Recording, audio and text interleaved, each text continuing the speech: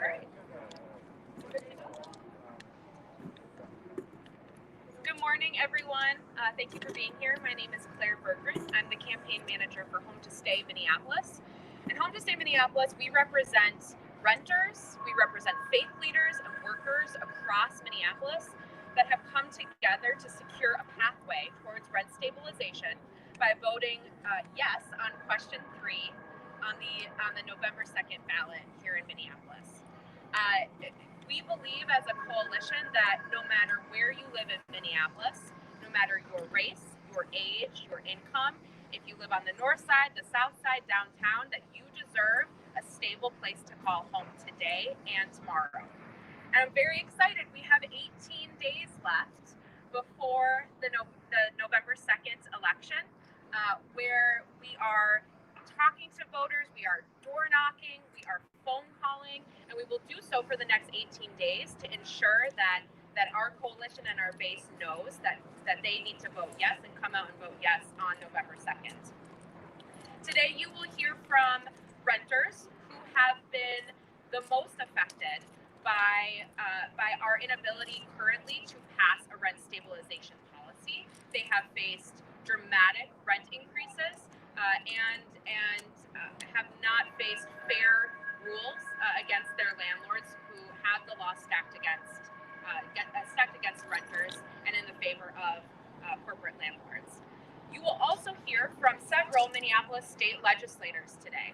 We are proud as a coalition to have earned the support of the vast majority of legislators that represent Minneapolis that are supportive of voting yes on question 3.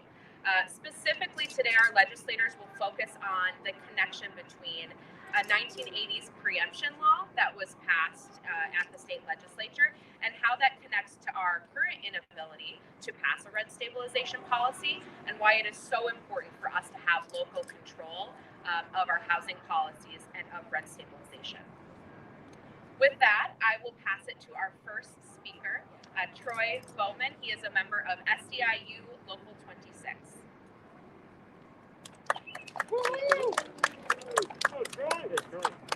Good morning, everybody. Hi, my name is Troy Bowman, and I'm born and raised in Minneapolis. I am here today speaking on behalf as an essential worker and an SEIU Local 26 member. My union brings together thousands of janitors, security guards, window cleaners, and airport workers, mostly people of color and immigrants who live and work in Minneapolis. We need action. I'm here today to say once again that we are tired of the landlords getting over on the tenants by raising rents however high they want. It is hard for people to establish stable housing with how things are right now. When landlords care more about their wealth than making sure that the people are safe in the place that they live, it hurts all of us. I'm currently staying in a rented room because that's all I can afford. Why is that even, how is that even possible when a studio apartment is too expensive for someone that's doing essential work like me to even be able to afford? I grew up here and worked in the city, but I can't even afford a place of my own, because of the income that I make. How is this even possible? Or is it even okay? Do we want the city where we live to only have rich people that can live here? I don't want that. I want my co-workers, my friends, my family to all have safe places to live that they can afford. Voting yes will help us take the steps towards that. I'm proud of my union for working hard to pass this amendment. I am proud to be here today. Let's vote yes to make sure that we can afford a safe place for us to live in our community. Thank you. Thank you, Troy. Next, we will have Flora Dominguez speak. She is a renter and leader with Inquilinos. Oh, y'all. Hola, buenos días. Mi nombre es Flora. Good morning, my name is Flora. Estoy aquí, bueno, vivo control. They're trying to blow us up. They're trying to blow us up. I live with my family, my husband and my 3 children. Bueno, estoy aquí porque estoy pidiendo ayuda, que apoyemos todos para esta estabilización de renta.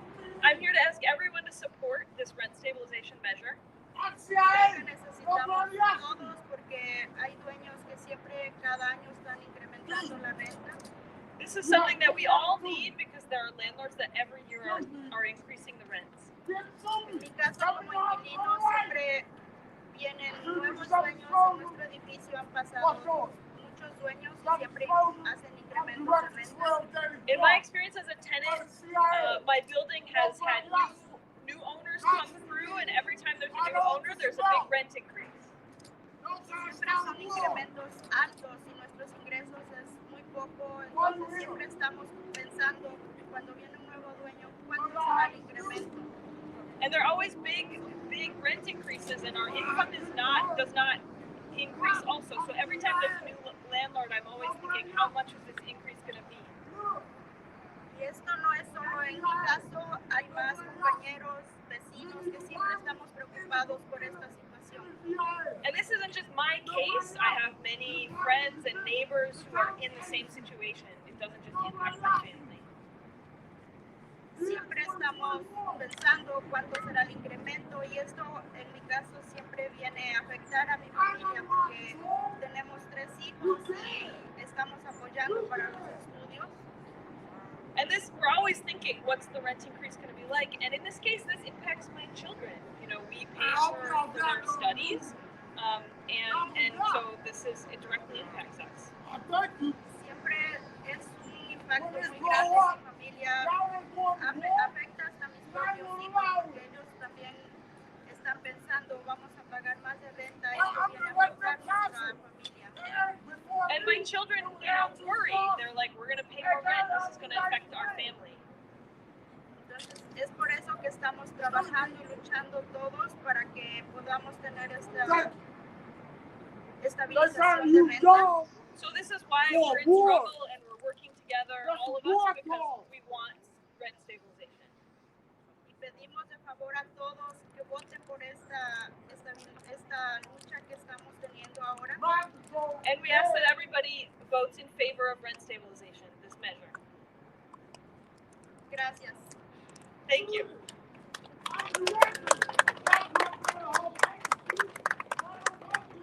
Thank you, Flora, for sharing your story. Next, we will have Representative Hodan Hassan join us.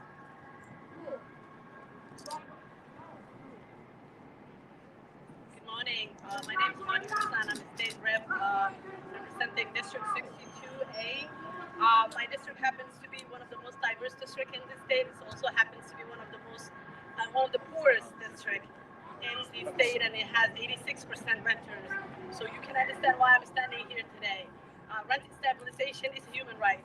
If you don't have a place to live and to lay your head, you can't think about work stabilization, education stabilization. There is so much research out there that talks about children who grew up in stabilized homes outperforming children who are bouncing from one place to another.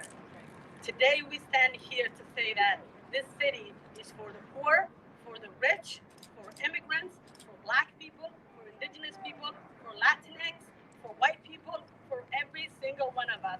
We love our city and we care about the people that live here. That's why I stand here with my colleagues, my neighbors, the faith community, everyone that cares about Minneapolis is standing here to say that we need rent stabilization.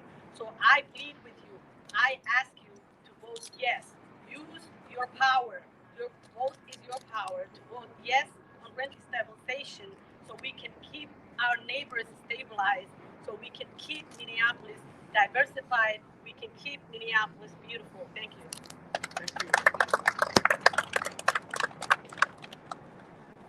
Thank you, Representative Hassan. Next will be Representative Gomez. Good morning. My name is Aisha Gomez. I am the state representative from District 62B in South Minneapolis. And I serve as the chair of the Preventing Homelessness Division in the state legislature. Hoden talked about, Representative Hassan talked about the centrality of just having the stability of a place to lay your head. As we drive around or walk around our communities today, we see the failure of so many of our systems as manifested in our brothers and sisters living on the streets, in a rich city, in a rich state, in a rich country. And this is because we have, it's a lot of different reasons, and we heard about it from Flora and Troy. We have an economy that is not working for so many working people. We have wages that have been stagnating at the same time that rents have go up and up and up. And a new landlord buys your building and puts one of those black and white backsplashes behind the sink and raises the rent 50%, right? I also brought a few pieces of literature that I've received at my house. 1, 2, 3, 4, 5, there's 6. And where are these coming from? It's the same people who are making vast amounts of profit, extracting vast amounts of profit from our communities on something that is a human right, on something that is a fundamental human need, and it's not right. They're throwing everything that they have at this to fight back against question 3, which was brought here by the people of Minneapolis. And so we're not going to give into it. We're not going to let corporate landlords tell us how to vote. We're going to vote yes on question 3. Thank you so much. Thank you for that, Representative Gomez. We have 2 more speakers. Up next will be Senator Fata. Hello everyone, my name is Omar Fateh. I'm the state senator for Senate District 62 in South Minneapolis. We are all here today as residents of Minneapolis because we believe that all of our neighbors deserve safe, secure, and stable housing. That housing is a fundamental right for everybody. But we're just not seeing that right now. We're not seeing that because of a combination of economic inequality and the total commodification of housing. It is as if our city is first and foremost an investment product for the very wealthy. Many aspects of our lives are controlled by their decisions, and our city is designed around their needs. I truly believe that the people of Minneapolis, our residents, have a different set of values than those that own their homes. I truly believe that if the power lay within the hands of our residents, of our neighbors, that no one would go unhoused during the harshest Minnesota winters, and that no one would be forced into homelessness because they're being priced out of their own homes. Passing question 3 is not going to solve homelessness, but it is a step in the right direction, a step that we must reclaim the power from capital interests so that we may look out for one another and for all of our neighbors.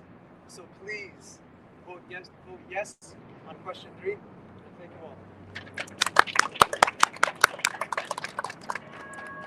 Thank you, Senator.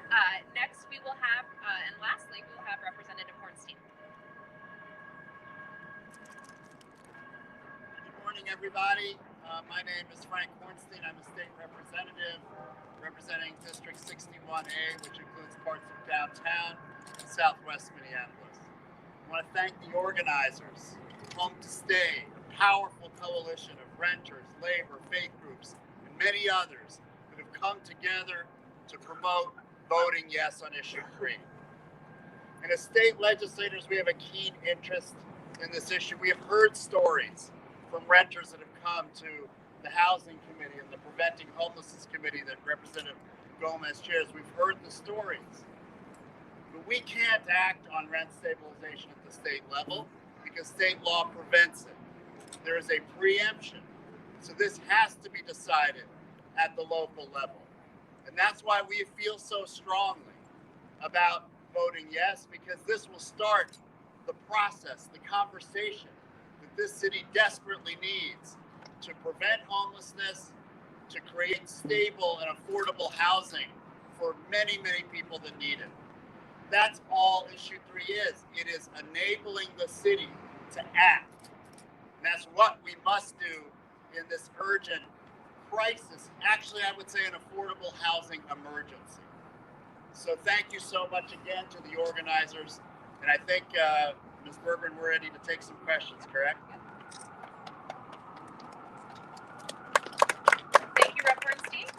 That concludes the speakers.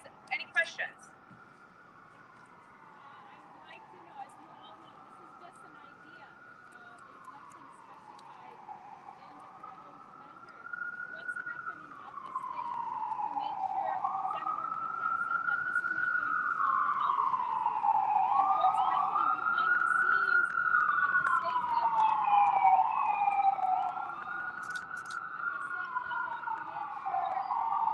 sure we remedy the housing crisis.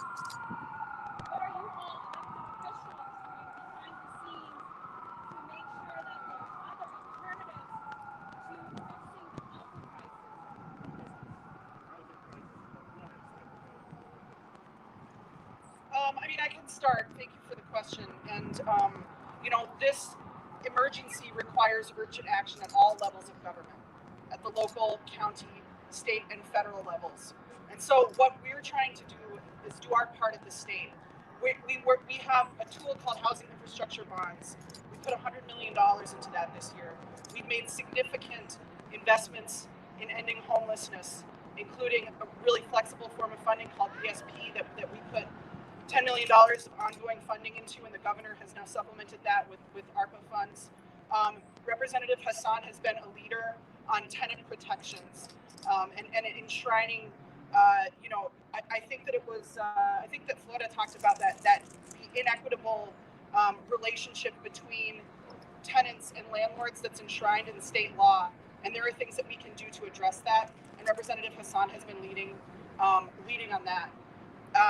We also in our bonding discussions, we're talking. We need to make a significant investment in public housing, right? Which is a way to we've basically seen privatization of public housing over the last 30 years in this country, and a switch to voucher-based programs instead of the federal government keeping its promise to the people and maintaining the public housing that we own.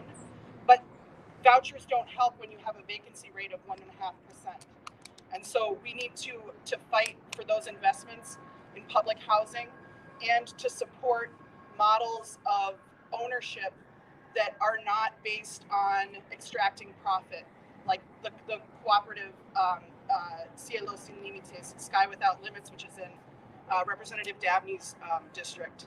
I don't know if please Hoden is going to come answer one. Thank you. Thank you. So the housing crisis is a continuum. From ending homelessness to home ownership. Because what we want to do is stabilize neighborhoods. We want to stabilize people's lives. If we want to do that, we can't do it with rising rents. We can't do it with slumlords taking advantage of poor people and immigrants and single moms. The last 3 years, I've worked on tenant rights. 3 bills that I wanted to pass. As you guys know, we have a divided legislature.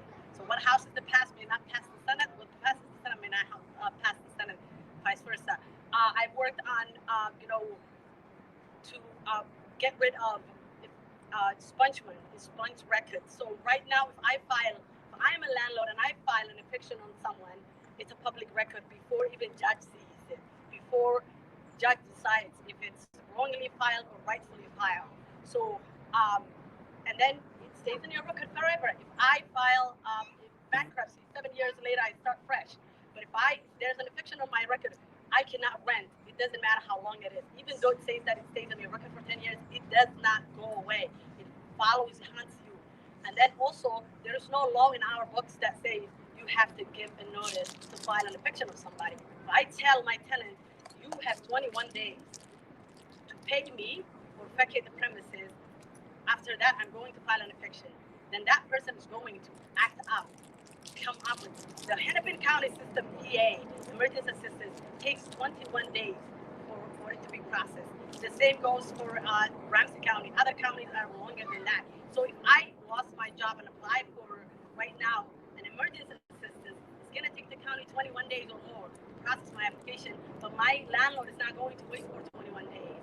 So we also had a bill about that to say that we're giving people a notice that there's going to be an eviction filed for them 21 days if they don't pay up. So there are laws that can protect people there is investment that we want to do to make sure that we end homelessness, we invest in affordable housing, we invest in home ownership. We have done some good work, but there is still more work to do. And voting yes is one of the steps to take action on a city level if we can't do anything at the state level right now. Thank you. Any other? Good morning, State Representative Mahmoud Noor. I think that's an important conversation that we all need to have. We received the American Rescue Fund, which is the ARP fund you've had right now. The county received funding, the city received direct funding. And let's look at the guidance. It says that we need to define and support affordable housing when it comes to qualified census tracts, which is defined under the HUD administration. It's a moment for us to reflect. What does that look like when we're talking about rent stabilization? This is the moment. The state has got funding for more than $1 billion from the federal funds. The city has got funds that they're asking constituents to respond. The county likewise. It's a moment for us to reflect, what do we value, and make sure that we invest in communities who live in high poverty neighborhoods. Rent stabilization is about supporting those communities. It's time for us to reflect the need of the community and to be able to support those communities and invest in those communities and help them become their own landlords, so that we don't have people who take advantage because they are wealthy or well connected. So thank you so much.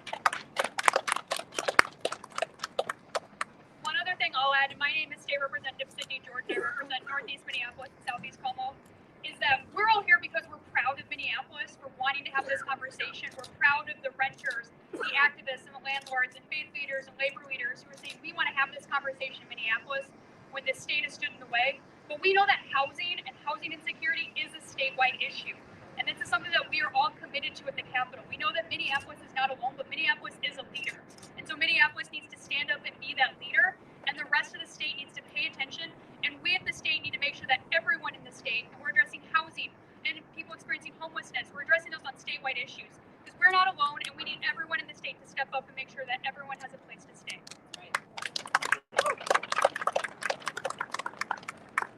Any other questions? Great. Well, thank you all for coming. Thanks to all the state legislators who were able to attend and speak in support of question 3. Thanks, everyone.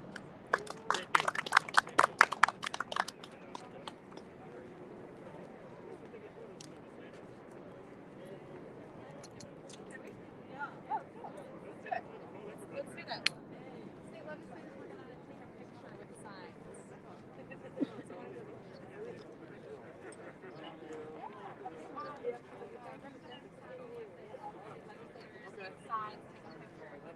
¿Quieres hablar? ¿Quieres hablar? Pues sí. Espérate, vámonos un poquito acá a la luz.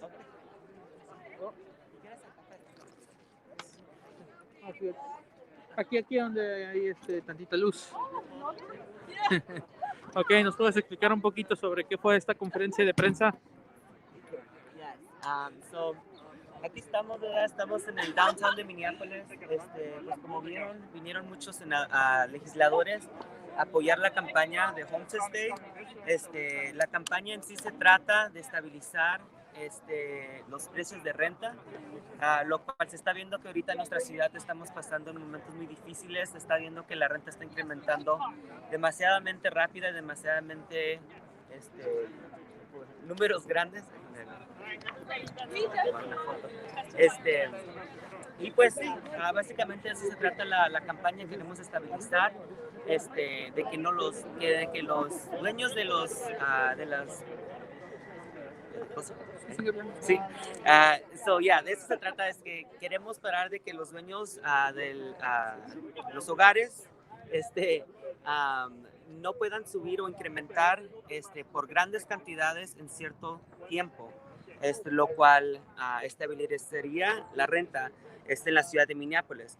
La pregunta en sí es la pregunta 3 en la boleta que va a salir noviembre 2, ya que se acercan las elecciones, y al rato vamos a dar nuestro show en vivo, donde vamos a platicar un poquito más con miembros de Inquilinos, que es la organización con la que hemos estado trabajando. Hemos salido a tocar puertas, hemos estado repartiendo materiales, haciendo llamadas, así si ustedes que nos están viendo les interesa formar parte de este movimiento o trabajar con nosotros, ser voluntarios, pues ahí los esperamos y nos pueden esperar a las 4 para escuchar un poco más sobre la campaña.